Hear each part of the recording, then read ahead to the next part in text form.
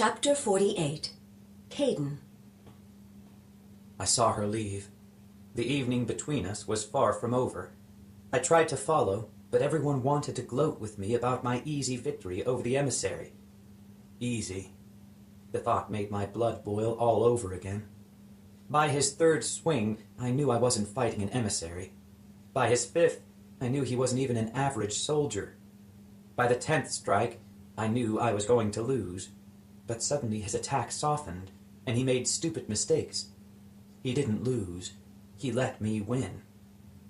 Preserving his identity as a foppish emissary was more important to him than parting my head from my shoulders, and I knew that was a prize he very much desired. I swilled back a last gulp of ale and left Chievdar Dietrich mid-sentence, following after Leah. The corridor echoed with my footsteps. I reached my chamber and threw the door open. She was standing there, ready for me, a practice sword in her hand and battle in her eyes. "Put it down!" I ordered. She lifted it high in the air, ready to strike. "Get out!" I stepped closer and said each word slowly, so there was no mistaking the threat in them. "Put the sword down. Now!" Her stance remained defiant. She would kill me before she set it aside. "So I can serve you?" she sneered. I wasn't going to let her off that easy. I was going to let her reel and stew and feel just as shattered as I had been. I took another step, and she swung, barely missing my head. My rage bubbled over, and I lunged at her, catching the wooden blade with my hand as she swung again. We fell to the ground and rolled, grappling for the sword. I finally squeezed her wrist until she cried with pain and dropped it. I tossed it across the room. She lurched to roll away, but I slammed her back down and pinned her. "Stop it, Leah! Stop it now!" She stared at me, her breaths heavy and furious. "Don't you hurt her, Master Caden. Let her up, because I know how to use this." Leah and I both looked toward the door. It was Aster, and her eyes were wild with fear. "Get out!" I yelled, "before I skin you!" Aster raised the sword higher, standing her ground. Her arms trembled with the weapon's weight.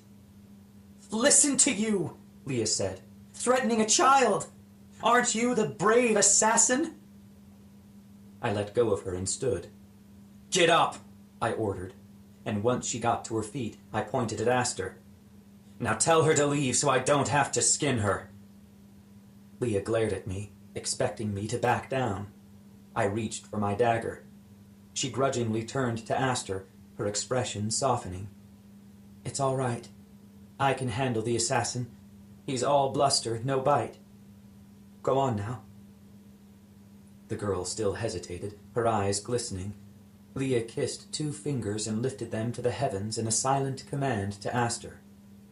"Go," she said quietly, and the girl left reluctantly, shutting the door behind her. I thought Leah had calmed down, but as soon as she turned back to me, her wrath had returned. "Royal? You will sleep in my quarters tonight, Royal?" "You know I'd never force myself on you." "Then why did you say it?" "I was angry," I said. "I was hurt. Because I knew everything she had said to me about the Commissar and wanting power was a lie, and I wanted to call her bluff. Because I wanted the Commissar to believe there was an irreparable change in our relationship. Because I was trying to keep her here in my room and safe for one more night. Because everything was flying out of control. Because she was right. I wanted to trust her, but I didn't. Because when I left a week ago, she had kissed me. Because I so stupidly loved her. I saw the tempest in her eyes, the waves of calculation crashing and cresting, the weighing every word of what she could and couldn't say. Tonight, there would be no honesty within her. "It's a dangerous game you're playing, Leah," I said. "And it's not a game you'll win." "I don't play games, Caden. I wage wars.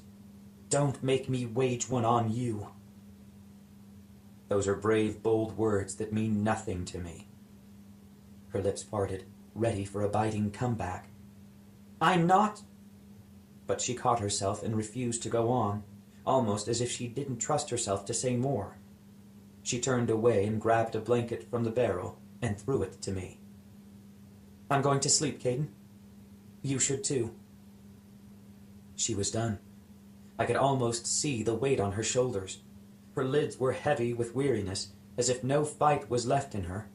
She didn't bother to change. She lay on the bed and pulled the quilt over her shoulders. Can we... Good night. We went to sleep without another word, but as I lay there in the dark, I replayed our earlier conversation in my head. She had hit every note when she explained her decision to marry the Commissar. The resignation, bitterness, throwing my own words back in my face, the regret, the glistening eyes, every single note as if she was singing a practiced song. Her performance was near flawless, but it had none of the genuine weariness that I had just seen now. I'm not going to lie, Caden. But she had. I was certain. I remembered her bitter words to me as we left the vagabond camp when I said she was a poor liar. No, actually, I can be a very good one, but some lies require more time to spin. And now, as I retraced the past days, her claim of trying to build a new life here, her kiss, I wondered, just how long had she been spinning one?